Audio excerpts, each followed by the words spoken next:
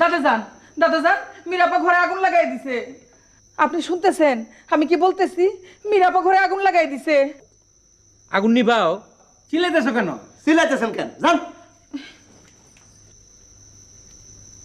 মেয়ে ছেলে তো আগুন যে নিবাইতে হইব সেই বিবেচনা নাই, খামাখা চিৎকার।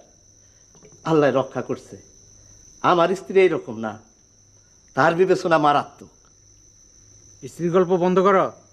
যা আচ্ছা, মীরা ঘরে আগুন লাগাইছে কেন জানো? মেয়ে ছেলে তো ইচ্ছা হয়েছে আগুন লাগাইছে, বিবেচনা বলে তো এর আর কিছু নাই। সবাই তো আর আমার স্ত্রীর মতন না। স্ত্রীর গল্প বন্ধ। মীরা আগুন লাগাইছে কারণ আগুন নিয়ে হইচই হবে, সবাই আগুন নিবানোর চেষ্টা করবে, মীরা এই ফাঁকে পালাবে।